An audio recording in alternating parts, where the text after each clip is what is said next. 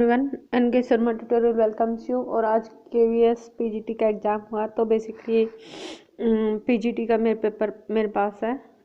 एक बार देख लेते हैं। काफ़ी इजी था पेपर, कहीं कुछ ऐसा स्टैंडर्ड देखने के लिए नहीं मिला। 2-4 क्वेश्चन जो बोल सकते हैं लिटरेचर के परेशान करने वाले थे, अदरवाइज एवरीथिंग वाज ओके।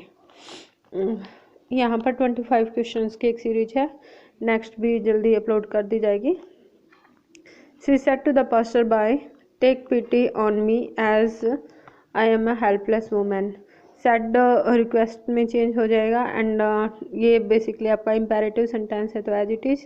और यहाँ पर I am helpless tense change होगा और ये हो जाएगा आपका second. She requested a passerby to take pity on her as she was a helpless woman.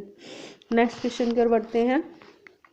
Narration simple sentence, simple नहीं इंटरोगेटिव सेंटेंस, बट काफ़ी easy. The master said to Sohan, have you posted the letter I gave you yesterday. तो basically said to को asked में change करेंगे क्योंकि sentence आपका start हो रहा है हेल्पिंग वर्ब से, तो इफ़ लग जाएगा। पोस्टेड का हैड पोस्टेड आ जाएगा, सो हैड पोस्टेड हैव जो है बाद में, और सेकंड फॉर्म को हैड प्लस V3 में चेंज कर देंगे। The master asked Sohan if he had posted the letter he gave him yesterday, लेकिन यहाँ पर गेव दिया हुआ है तो सेंटेंस आपका ठीक है। The master asked Sohan if he had posted the letter he had given him the previous day. This is the right answer. Yesterday को प्रीवियस डे में, बहुत ज़्यादा ईजी। नेक्स्ट सेंटेंस है आपका, her neighbour laughed at her. Laughed at second form, then she was laughed at by her neighbors. Right answer is she was laughed at. Second form हो तो was वर जो लगता है, और प्रपोजिशन जो है एज इट इज रह जाते हैं साथ के साथ। नेक्स्ट एक और है आपका 147, who will take up this assignment. तो इंटेरोगेटिव सेंटेंस का बनाया हुआ है, बाय हुम में चेंज होगा, will this assignment be taken up. This is the right answer. Next question है आपका, find the error. Even though the shirt is, rather के साथ सबको पता है देन का आपका पेयर बनता है रादर देन, लेकिन यहाँ बेट लगाया हुआ बट है, तो इसलिए यहाँ पर आपका फोर्थ ऑप्शन जो वो ठीक रॉन्ग है, मतलब आप इसको टिक करोगे। यहाँ थोड़ा सा डाउट है, बट मेरे अकॉर्डिंग 2 मल्टीप्लाई में होगा। आपका जो प्रॉब्लम है, it is possible to multiply this bacteria in the laboratory, that's it. मेरे अकॉर्डिंग सेकंड है। आपका क्या आंसर बनता है, आपने क्या टिक किया है बताइएगा, शेयर कीजिएगा। Next question is 144, physics fascinate CV Raman at dash early age. An early age very simple, article से रिलेटेड, और बेसिकली साउंड आपकी आ रही है वोवल की, दैट्स वाई ये क्वेश्चन जो है आपका हो जाएगा an early age. Next question is identify the clause underline part. Clause के अराउंड 5 to 6 क्वेश्चन थे, और कुछ मुश्किल मुझे लगा नहीं इसमें। The reason why he took such a step is not obvious. तो ये हमारी एडवर्ब क्लॉज है, और एडवर्ब क्लॉज भी कौन सी, एडवर्ब क्लॉज ऑफ रीजन वाली है। जब भी रीजन हो, टाइम हो, वर्ब से बेसिकली रिलेटेड आपकी अगर कोई क्लॉज है तो वो जाती है आपकी एडवर्ब क्लॉज। नेक्स्ट क्वेश्चन है आपका, identify the clause underline the time when. Time से related, what is not fixed. देखिए, तो बेसिकली इसका आंसर भी आपका एडवर्ब क्लॉज ही है। कौन से टाइम की बात हो रही है, उस टाइम की, then this is adverbial clause. Next sentence is change the voice again, the doctor despaired of his discovery. Simply एक ही चीज़ को डिस्क्राइब कर रहा है ये, कि जो भी प्रपोजिशन साथ लगी हुई है वो साथ ही रहती है, उसमें चेंज नहीं होता, और इसकी जगह बाय भी हमें लगाना ही पड़ेगा। तो the his recovery was despaired of by the doctor, this is the right answer. The phrase and not to mention, एक सेंटेंस दिया हुआ, the poor man has to look after a large family of his own and his brothers, and not to mention his old parents who live in the village। तो not to mention emphatic करने के लिए extra information दे रहा है ये, मतलब poor man उस आदमी को, अपनी फैमिली को, अपने ब्रदर की जो फैमिली है उसको, हिज ब्रदर्स, उसके ब्रदर की फैमिली, और साथ में जो है अपने पेरेंट्स को भी। तो इंट्रोड्यूस्ड एक्स्ट्रा इन्फॉर्मेशन, ये आंसर ठीक है। नेक्स्ट सेंटेंस है आपका, choose the correct alternative. He dash come but I should be surprised. देखिए वो सरप्राइज होगा, शायद वो आ जाए। ही माइट कम, शायद वो आ सकता है। विल श्योरिटी हो जाएगा, कैन पॉसिबिलिटी के है, ought to आना चाहिए, नहीं हो सकता, तो माइट। नेक्स्ट सेंटेंस है आपका, the train dash before we reach the station, easy one.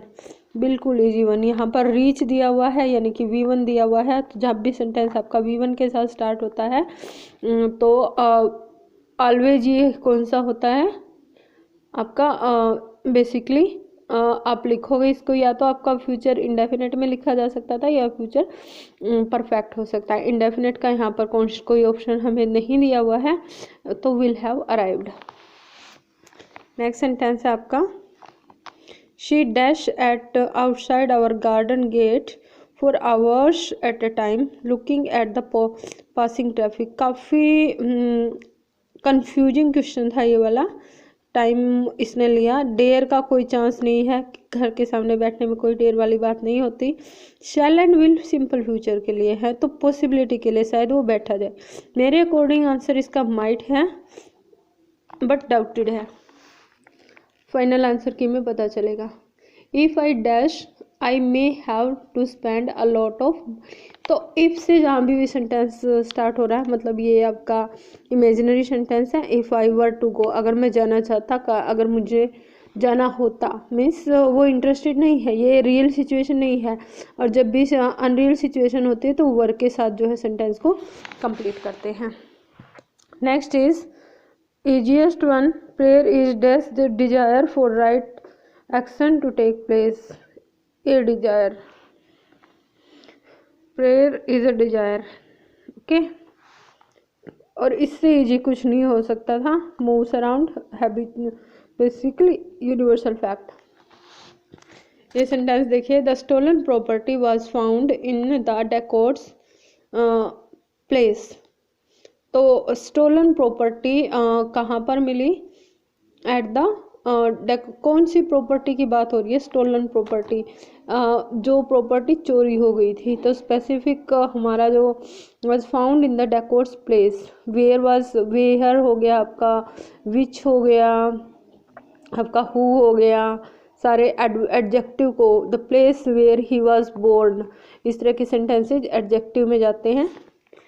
The skies grew dark, obviously second form, and it began to rain, ठीक है।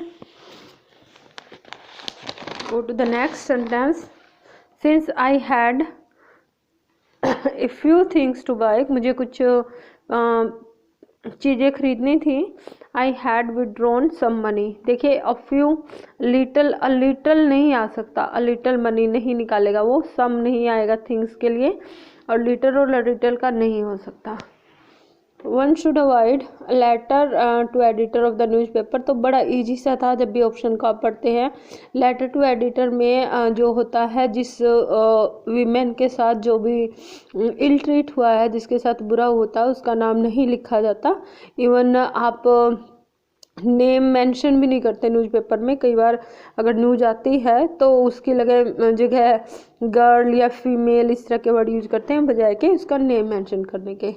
नंबर 129 है आपका, द डिस्टेंस। अच्छा ये क्वेश्चन था, फैक्चुअल रिपोर्ट जब लिख रहे हो तो कौन सी चीज़ बेसिकली इनमें से नहीं होनी चाहिए।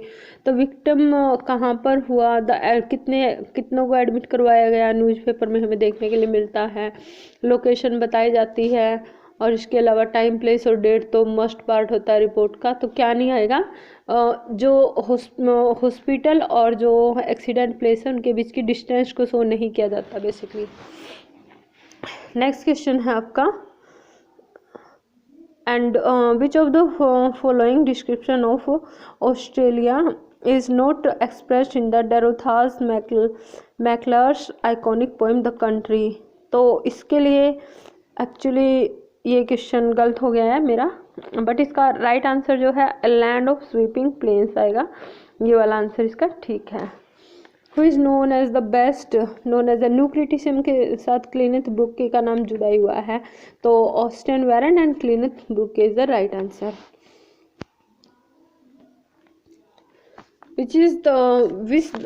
Choose the correct answer out of the given options. The